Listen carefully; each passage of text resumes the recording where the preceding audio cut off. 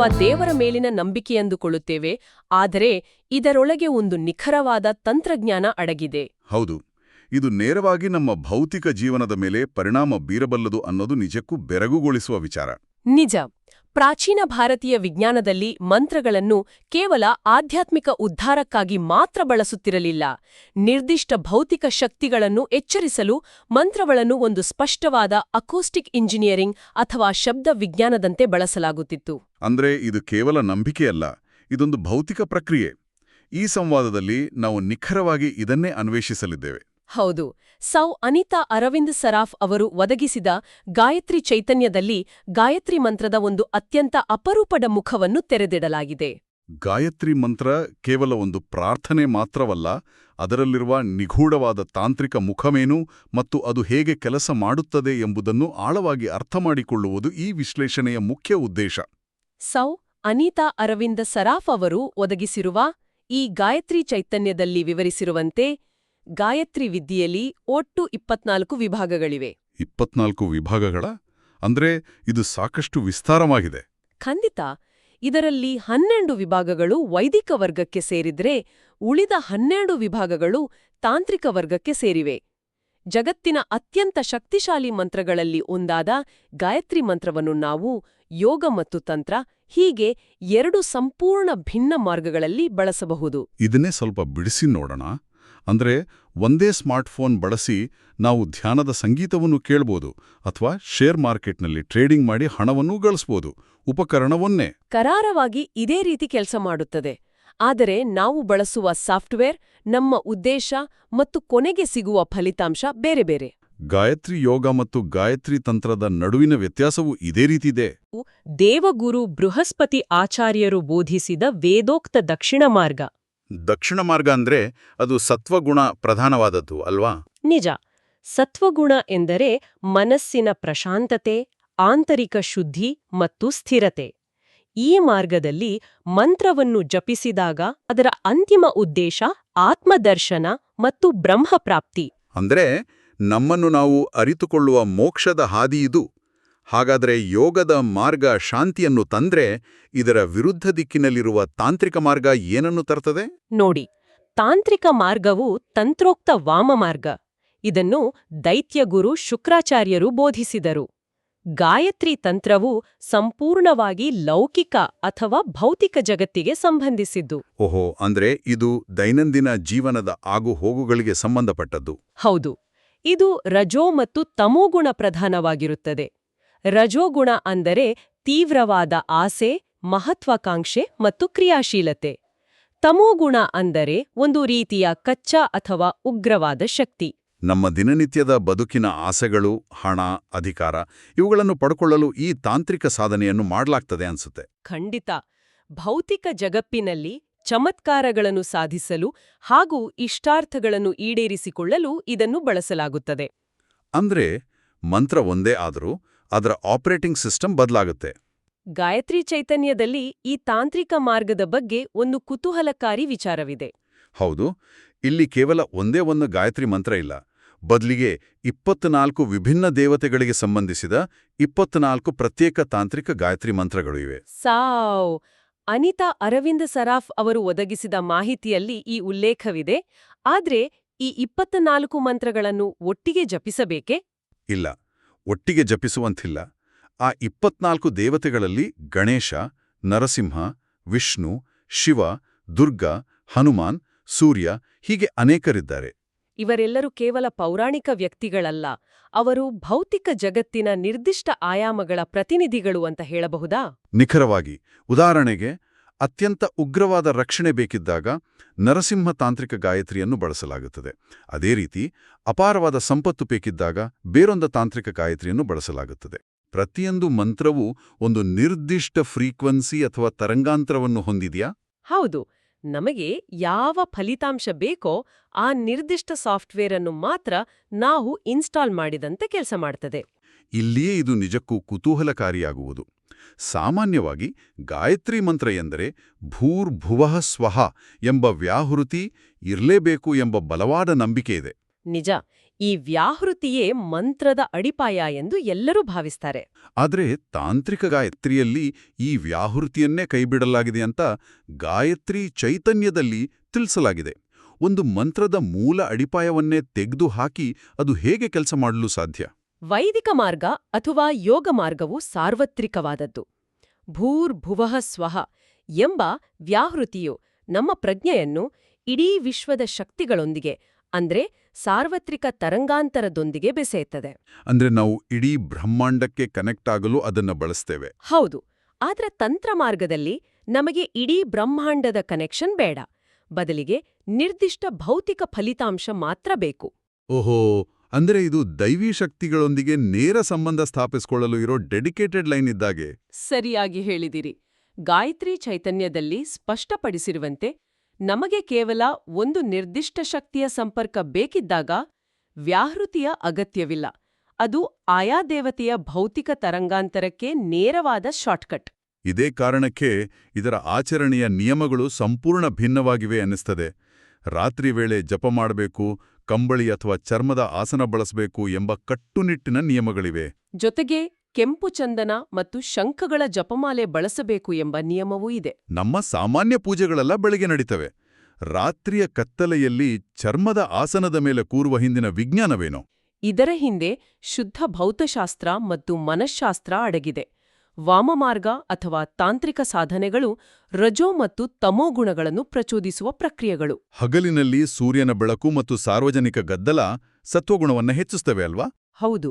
ಮತ್ತು ಅವು ಶಬ್ದ ತರಂಗಗಳನ್ನು ಚದುರಿಸುತ್ತವೆ.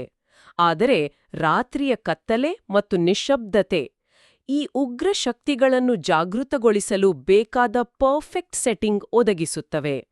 ಹಾಗಾದ್ರೆ ಕಂಬಳಿ ಮತ್ತು ಚರ್ಮದ ಆಸನಗಳ ಪಾತ್ರವೇನು? ಮನುಷ್ಯನ ದೇಹ ವಿದ್ಯುತ್ ವಾಹಕ ಅಂದರೆ ಕಂಡಕ್ಟರ್. ತೀವ್ರವಾದ ತಾಂತ್ರಿಕ ಮಂತ್ರಗಳನ್ನು ಜಪಿಸಿದಾಗ ದೇಹದಲ್ಲಿ ಅಗಾಧ ಪ್ರಮಾಣದ ಅಕೌಸ್ಟಿಕ್ ಅಥವಾ ಬಯೋಎಲೆಕ್ಟ್ರಿಕ್ ಶಕ್ತಿ ಉತ್ಪತ್ತಿಯಾಗುತ್ತದೆ.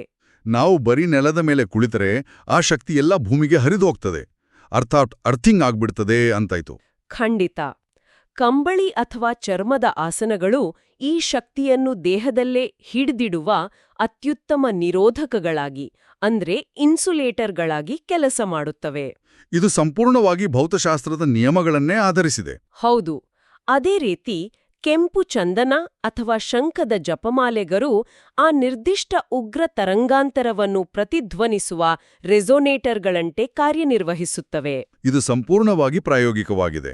ಅಂದ್ರೆ ಈ ಉಗ್ರ ಶಕ್ತಿಗಳನ್ನು ಆವಾಹನೆ ಮಾಡಿ ಸಾಧಕರು ಅಪ್ಪಟ ಭೌತಿಕ ಲಾಭಗಳನ್ನು ಪಡೆಯುತ್ತಿದ್ರು. ನಿಜ. ಗಾಯತ್ರಿ ಚೈತನ್ಯದಲ್ಲಿ ನಿವರಿಸಿರುವಂತೆ ಧನ, ಪಶು, ಭೂಮಿ, ಸಂತಾನ, ಆರೋಗ್ಯ ಮತ್ತು ಶತ್ರುನಾಶದಂತಹ ಲೌಕಿಕ ಬಯಕೆಗಳನ್ನು ಈಡೇರಿಸಿಕೊಳ್ಳಲು ಈ ತಂತ್ರಜ್ಞಾನ ಬಳಕೆಯಾಗುತ್ತಿತ್ತು. ಇದು ಪ್ರಕೃತಿಯ ನಿಯಮಗಳನ್ನು ಬಗ್ಗಿಸಿ ನಮಗೆ ಬೇಕಾದ ಫಲಿತಾಂಶವನ್ನು ಪಡೆಯುವ ಒಂದು ಮಾರ್ಗ. ಇದು ಆಧ್ಯಾತ್ಮಿಕ ಮುಕ್ತಿಯ ಬಗ್ಗೆ ತಲೆಕೆಡಿಸಿಕೊಳ್ಳೋದಿಲ್ಲ ಅಲ್ವಾ? ಹೌದು. ಇದು ಕೇವಲ ಭೌತಿಕ ಜಗತ್ತಿನ ವಿಜಯದ ಬಗ್ಗೆ ಮಾತ್ರ ಮಾತನಾಡುತ್ತದೆ. ಅಲ್ಲ, ಒಂದು ನಿಮಿಷ. ಇಷ್ಟೊಂದು ಸುಲಭವಾಗಿ ಸಂಪತ್ತು, ಭೂಮಿ ಸಿಗುತ್ತದೆ ಮತ್ತು ಶತ್ರುನಾಶವಾಗುತ್ತದೆ ಎಂದ್ರೆ ಪ್ರಾಚೀನ ಕಾಲದಲ್ಲಿ ಪ್ರತಿಯೊಬ್ಬರೂ ಇದನ್ನ ಯಾಕೆ ಮಾಡುತ್ತಿರಲಿಲ್ಲ? ಇದು ಸುಲಭದ ಮಾತಲ್ಲ. ಇದೊಂದು ರೀತಿಯಲ್ಲಿ ಅತ್ಯಂತ ಶಕ್ತಿಶಾಲಿ ಪರಮಾಣು ಶಕ್ತಿಯನ್ನು ನಿರ್ವಹಿಸಿದಂತೆ ಕಾಣುತ್ತಿದೆ. ಶಕ್ತಿ ಅಪಾರವಾಗಿದೆ, ಆದರೆ ಇದರಲ್ಲಿ ಅಪಾಯಗಳು ಇರಬೇಕಲ್ವೇ? ಖಂಡಿತವಾಗಿಯೂ. ಪರಮಾಣು ರಿಯಾಕ್ಟರ್ ಒಳಗೆ ಹೋಗುವ ಮುನ್ನ ರಕ್ಷಣಾ ಕವಚ ಧರಿಸುವುದು ಎಷ್ಟು ಮುಖ್ಯವೋ, ಈ ತಾಂತ್ರಿಕ ಸಾಧನೆಗೆ ಇಳಿಯುವ ಮುನ್ನ ಕೆಲವು ಕಡ್ಡಾಯ ಪ್ರಕ್ರಿಯೆಗಳನ್ನು ಪಾಲಿಸುವುದು ಅಷ್ಟೇ ಮುಖ್ಯ. ಗಾಯತ್ರಿ ಚೈತನ್ಯದಲ್ಲಿ ಇದರ ಬಗ್ಗೆ ಏನಾದರೂ ಮುನ್ನೆಚ್ಚರಿಕೆ ಇದೆಯಾ? ಖಂಡಿತ. ಇದು ಸ್ಪಷ್ಟವಾಗಿ ಹೇಳುತ್ತದೆ, ಈ ಸಾಧನೆಯಲ್ಲಿ ಅಂಗನ್ಯಾಸ, ಕರನ್ಯಾಸ, ಶಾಪ ವಿಮೋಚನ, ಕವಚ, ಕೀಲಕ ಮತ್ತು ಮುದ್ರೆಗಳು ಕಡ್ಡಾಯವಾಗಿರುತ್ತವೆ. ಇವುಗಳನ್ನು ಪಾಲಿಸದೆ ಮಂತ್ರ ಜಪಿಸಿದರೆ ಏನಾಗುತ್ತದೆ? ಉತ್ಪತ್ತಿಯಾಗುವ ಆ ಅಗಾಧ ಶಕ್ತಿ ಸಾಧಕನ ನರಮಂಡಲವನ್ನೇ ಸುಟ್ಟುಹಾಕಬಹುದು. ಇಲ್ಲಿರುವ ಒಂದೊಂದು ಪದವೂ ಭಾರಿಯಾಗಿದೆ. ಇದನ್ನು ಸ್ವಲ್ಪ ಸರಳವಾಗಿ ಬಿಡಿಸಿ ಹೇಳಿ. ಈ ಕವಚ, ಕೀಲಕ ಎಂದರೇನು? ಕವಚ ಎಂದರೆ ನಮ್ಮ ದೇಹಕ್ಕೆ ಹಾಕಿಕೊಳ್ಳುವ ಬುಲೆಟ್ ಪ್ರೂಫ್ ಜಾಕೆಟ್ ತರನಾ? ಸರಿಯಾಗಿ ಹೇಳಿದಿರಿ. ಅಂಗನ್ಯಾಸ ಮತ್ತು ಕರನ್ಯಾಸ ಎಂದರೆ ಮಂತ್ರದ ಶಕ್ತಿಯನ್ನು ನಮ್ಮ ಭೌತಿಕ ದೇಹದ ನಿರ್ದಿಷ್ಟ ನಾಡಿಗಳಲ್ಲಿ ಮತ್ತು ಬೆರಳುಗಳ ತುದಿಗಳಲ್ಲಿ ಸ್ಥಾಪಿಸುವ ಪ್ರಕ್ರಿಯೆ. ಅಂದರೆ ಇದು ದೇಹವನ್ನು ಆ ಶಕ್ತಿಗೆ ಒಗ್ಗಿಸುವ ವಾರ್ಮಪ್ ಇದ್ದಂತೆ. ಹೌದು, ಮತ್ತು ಶಾಪ ವಿಮೋಚನ ಎಂಬುದು ಬಹಳ ಮುಖ್ಯ.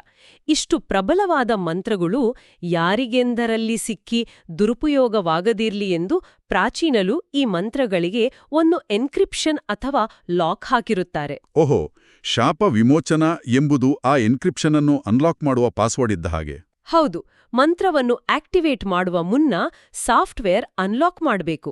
ಆಮೇಲೆ ಕವಚ ಬರುತ್ತದೆ. ಶೀಲ್ಡ್. ನಿಜ. ನಾವು ಉಗ್ರ ಶಕ್ತಿಗಳನ್ನು ಎಚ್ಚರಿಸಿದಾಗ ಸುತ್ತಮುತ್ತಲಿನ ನಕಾರಾತ್ಮಕ ಶಕ್ತಿಗಳು ನಮ್ಮ ಮೇಲೆ ದಾಳಿ ಮಾಡದಂತೆ ತಡೆಯುವ ರಕ್ಷಣಾ ವಲಯ ಇದು. ಹಾಗಾದ್ರೆ ಕೀಲಕ ಎಂದರೇನು? ಕೀಲಕ ಎಂದರೆ ಪಿನ್. ನಾವು ದೇಹದೊಳಗೆ ತುಂಬಿಕೊಂಡ ಅಪಾರ ಶಕ್ತಿ ಆಚೆ ಸೋರಿಹೋಗದಂತೆ ಲಾಕ್ ಮಾಡುವ ಪ್ರಕ್ರಿಯೆ ಇದು. ಇನ್ನು ಮುದ್ರೆಗಳ ಬಗ್ಗೆ ಹೇಳುವುದಾದರೆ? ಮುದ್ರೆಗಳು ನಮ್ಮ ಕೈಬೆರಳುಗಳ ಮೂಲಕ ನರಮಂಡಲದಲ್ಲಿ ಶಕ್ತಿಯ ಹರಿವನ್ನು ನಿಯಂತ್ರಿಸುವ ಸ್ವಿಚ್ಗಳಂತೆ ಕೆಲಸ ಮಾಡುತ್ತವೆ.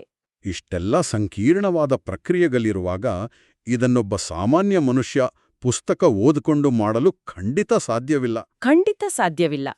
ಸೌ ಅನಿತಾ ಅರವಿಂದ ಸರಾಫ್ ಅವರು ಒದಗಿಸಿದ ಮಾಹಿತಿಯಲ್ಲಿ ಈ ಜ್ಞಾನವನ್ನು ಪ್ರಾಚೀನ ಕಾಲದಲ್ಲಿ ಬಹಳ ಗುಪ್ತವಾಗಿಡಲಾಗಿತ್ತು ಎಂದು ಹೇಳಲಾಗಿದೆ. ಮತ್ತು ಸಮರ್ಥ ಗುರುವಿನ ಮಾರ್ಗದರ್ಶನವಿಲ್ಲದೆ ಇದನ್ನು ಮಾಡಬಾರದು ಅನ್ನೋದರ ಹಿಂದಿನ ಮರ್ಮ ಈಗ ಅರ್ಥವಾಗುತ್ತಿದೆ. ಹೌದು, ಇದು ಅತ್ಯಂತ ಉಗ್ರ ಹಾಗೂ ಪ್ರಚಂಡ ಸಾಧನೆ. ಅನರ್ಹರ ಕೈಗೆ ಇಂತಹ ಭೌತಿಕ ಅಸ್ತ್ರ ಸಿಕ್ಕರೆ ಇಡೀ ಸಮಾಜಕ್ಕೆ ವಿನಾಶಕಾರಿಯಾಗಬಹುದು ಎಂಬ ಎಚ್ಚರಿಕೆ ಪ್ರಾಚೀನ ವಿದ್ವಾಂಸರಲ್ಲಿತ್ತು. ಒಬ್ಬ ಸಮರ್ಥ ತಂತ್ರ ಆಚಾರ್ಯರಿಗೆ ಮಾತ್ರ ಸಾಧಕನ ಶಕ್ತಿ ಸಾಮರ್ಥ್ಯವನ್ನು ಅಳೆದು ಅವನಿಗೆ ಯಾವ ಮಂತ್ರ ಸೂಕ್ತ ಎಂದು ನಿರ್ಧರಿಸುವ ಅರಿವಿರುತ್ತದೆ. ಹೌದು, ಜ್ಞಾನವನ್ನು ಅರಗಿಸಿಕೊಳ್ಳುವ ಮತ್ತು ನಿಯಂತ್ರಿಸುವ ಸಾಮರ್ಥ್ಯದ ಆಧಾರದ ಮೇಲೆಯೇ ಈ ವಿಂಗಡಣೆ ಮಾಡಲಾಗಿದೆ. ಇದೇ ಹಿನ್ನೆಲೆಯಲ್ಲಿ ಗಾಯತ್ರಿ ಚೈತನ್ಯದಲ್ಲಿ ವರ್ಣಾನುಸಾರ ವಿಂಗಡಣೆಯ ಬಗ್ಗೆಯೂ ಪ್ರಸ್ತಾಪಿಸಲಾಗಿದೆ ಅಲ್ವಾ? ನಿಜ. ಬ್ರಾಹ್ಮಣರು 3 ಓಂಕಾರಗಳನ್ನು, ಕ್ಷತ್ರಿಯರು 2 ಓಂಕಾರಗಳನ್ನು ಮತ್ತು ವೈಶ್ಯರು 1 ಓಂಕಾರವನ್ನು ಸೇರಿಸಿ ಜಪ ಮಾಡಬೇಕು ಎಂಬ ನಿಯಮವಿದೆ. ಇದು ನೋಡಲು ಕೇವಲ ಸಾಮಾಜಿಕ ವಿಂಗಡಣೆಯಂತೆ ಕಾಣುತ್ತದೆ. ಆದರೆ ಇದರ ಹಿಂದೆಯೂ ಭೌತಿಕ ವಿಜ್ಞಾನ ಇರಬಹುದಾ? ಇದು ಖಂಡಿತವಾಗಿಯೂ ಕೇವಲ ಸಾಮಾಜಿಕ ವಿಂಗಡಣೆಯಲ್ಲ. ಇದು ವ್ಯಕ್ತಿಯ ಮಾನಸಿಕ ಪ್ರವೃತ್ತಿ, ದೈಹಿಕ ಸಹನ ಶಕ್ತಿ ಮತ್ತು ಪ್ರಕೃತಿಯ ಗುಣಗಳಿಗೆ ಅನುಗುಣವಾಗಿ ಮಂತ್ರದ ತರಂಗಾಂತರವನ್ನು ಹೊಂದಿಸುವ ಪ್ರಕ್ರಿಯೆ. ಅಂದ್ರೆ ಪ್ರಣವ ಅಥವಾ ಓಂಕಾರ ಎಂಬುದು ಒಂದು ಆಂಪ್ಲಿಫೈಯರ್ ಇತ್ತಂತೆ. ಹೌದು, ಮಂತ್ರದ ತೀವ್ರತೆಯನ್ನು ಹೆಚ್ಚು ಅಥವಾ ಕಡಿಮೆ ಮಾಡುವ ವಾಲ್ಯೂಮ್ ಕಂಟ್ರೋಲ್ ಇದು. ಅಂದ್ರೆ ಒಬ್ಬ ಜ್ಞಾನಾನ್ವೇಷಿ ಅಥವಾ ವಿದ್ವಾಂಸನ ನರಮಂಡಲವು ಹೆಚ್ಚು ತೀವ್ರತೆಯ ಅಕೂಸ್ಟಿಕ್ ಶಕ್ತಿಯನ್ನು ತಡೆಕೊಳ್ಳಬಲ್ಲದು. ಆದ್ದರಿಂದ 3 ಓಂಕಾರಗಳು. ಹೌದು, ಅದೇ ಯುದ್ಧ ಮಾಡುವ ಪ್ರವೃತ್ತಿಯವನಿಗೆ ಬೇರೊಂದು ತೀವ್ರತೆ ಬೇಕು.